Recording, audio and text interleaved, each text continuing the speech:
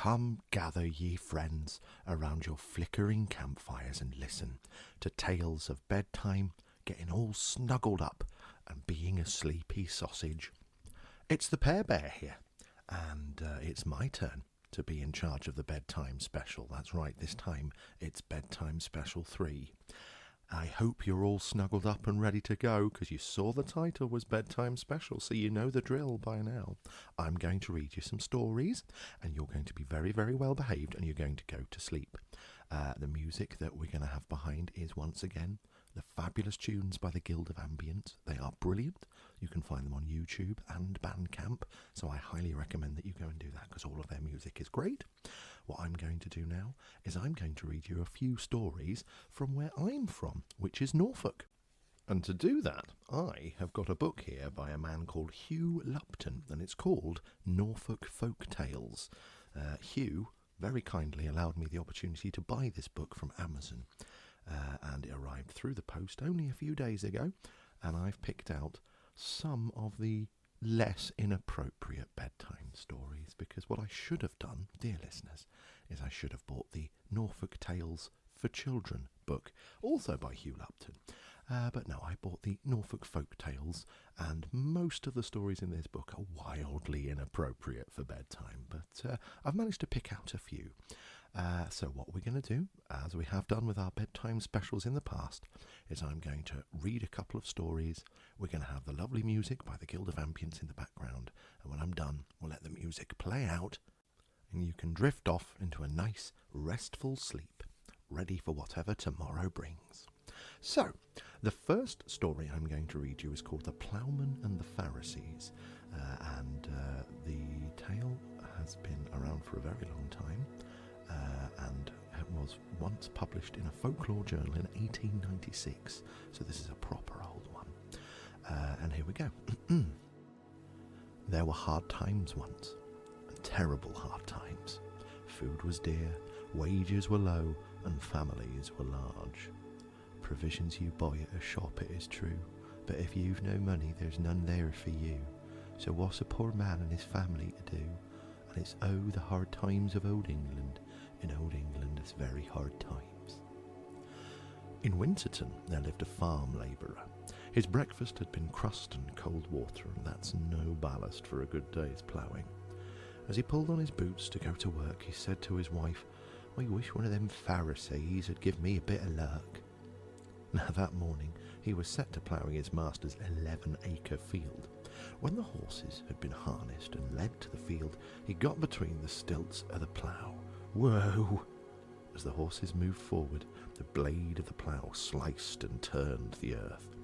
All morning he followed the plough, and then, suddenly, he saw something shining in the turned earth. He stopped the horses, reached down and picked it up. It was the size and shape of a silver shilling, but the head on it was of no king or queen he'd heard tell of, and the tail side showed what seemed to be a lean steed and a turning wheel. Well, I'll be. It was as bright as a new minted coin, as bright as a full moon. He dropped it in his pocket. Where there was one, may there be more. He shook the reins and carried on working. At the end of the day, he went home and put the coin on the table. He said to his wife, "Get you down the shop and buy some meat for supper." She picked up the coin between finger and thumb and turned it over.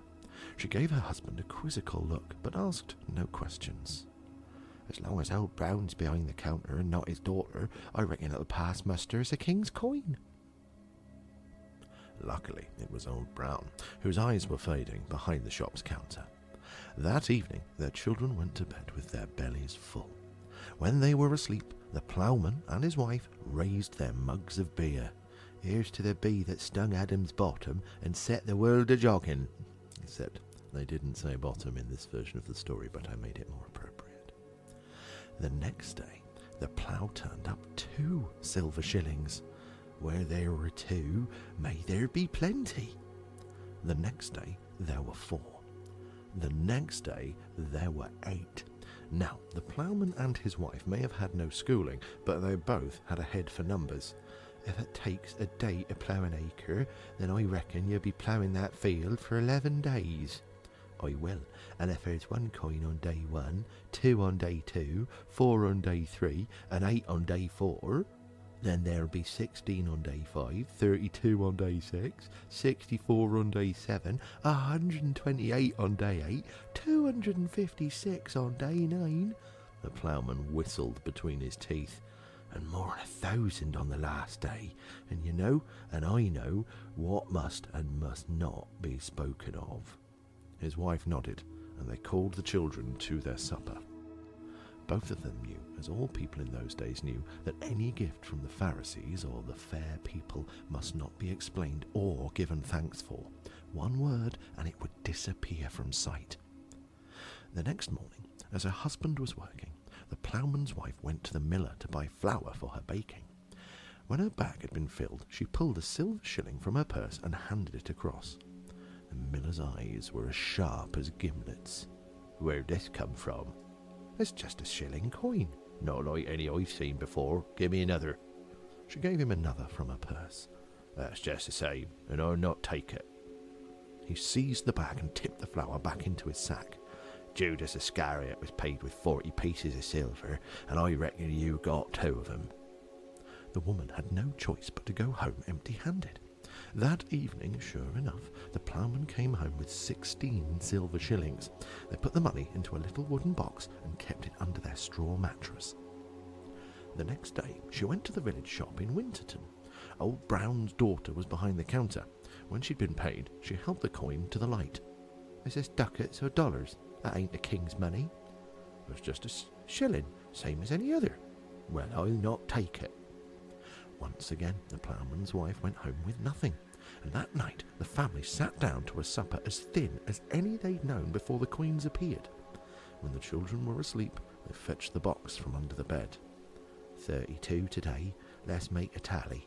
Maybe you could take 'em to London and swap 'em for coins of the realm." They lit a candle and set to counting up the money. As they were piling the glistening coins one on top of another, there came a sudden knock at the door. The ploughman got to his feet. He lifted the latch and opened the door.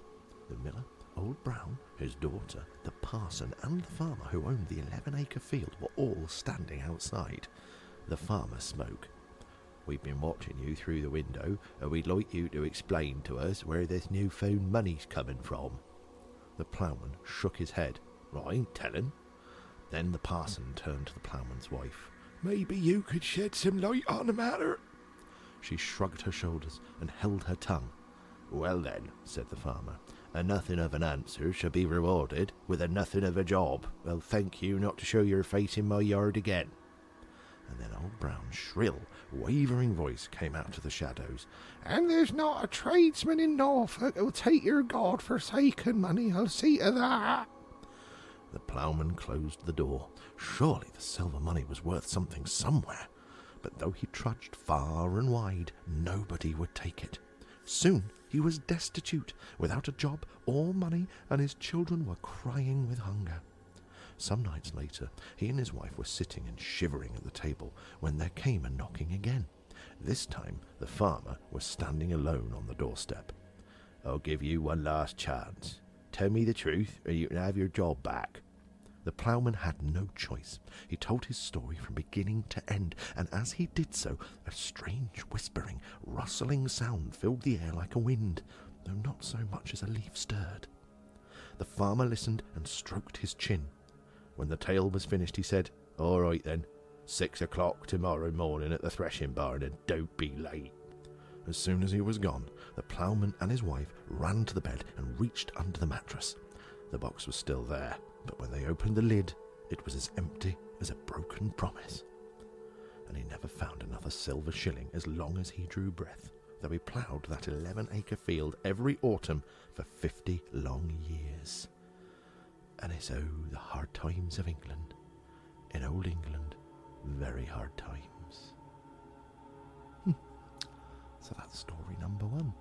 So, yeah, don't accept gifts from the Pharisees or the Fey folk if you want to keep your job as a ploughman. That's the moral of that story, I think, folks. There we go. Okay, so that was story number 1. Ooh, quite long, actually. I'll do one more story, because then you lot need to be heading off to Dreamyland. So, Here we go. This one is called The Three Ungrateful Sons, and it's quite a fun one. Here we go. In Winterton, there once lived a wealthy merchant.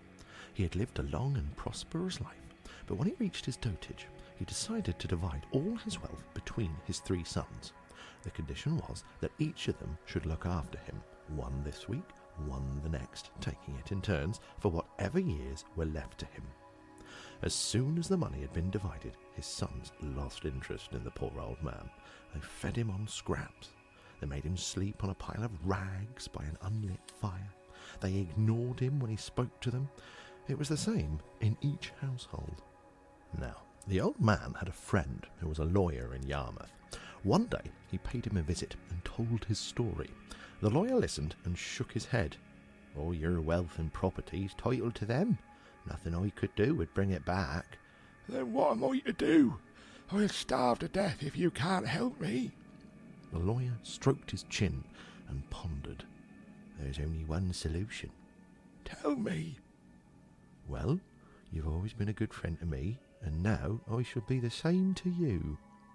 He went to the safe in the corner of the room. He unlocked it and returned with an iron-bound chest. He opened it. It was full to the brim with golden sovereigns. "Here are 1,000 sovereigns. I will lend them to you for 3 weeks. Tell your sons that you've brought them from a safe hiding place. When you stay with each in turn, you must make a great show of counting the money into golden piles. I've a mind you'll find those mean-spirited boys of yours will quickly change their tune." The old man thanked his friend with all his heart. He took the money and did as he'd been advised. He stayed in the first son's house. As soon as his supper of dry bread was eaten, he fetched the chest and unfastened it. With a great chinking and clinking, he began to count the money. The sound of coins soon drew his son. "Where did that come from?" "Oh, it's just a trifle I've been keeping to one side." Suddenly he found he was being ushered into a warm parlour with a blazing fire. A mutton pie and a flagon of ale was set before him. That night he slept on a feather bed between sheets of white linen, with the locked chest safely under the bedclothes beside him. It was the same story in the other 2 households. On the 4th week he began the circuit again. This time he had no gold. His eldest son asked, "Where's that chest of gold you brought with you last time?" "Oh, that, well, it's put back safely back where it came from, with its companions." "And what's to become of it all?" "It'll be for the son that truly loved me." For years the old man was treated as an honoured guest by his 3 sons. When he was 100 years old, he felt the cold hand of death closing around his heart. The 3 sons sat at his bedside and watched him receive the last rites. The old man's breath became fainter and fainter. At last they could bear it no longer. "Well, father, which one of us shall inherit your gold?" He opened one eye and looked at their eager, greedy faces. "He who truly loved me shall have it all, every coin." The brothers looked at one another and leaned forwards. "Who's that?"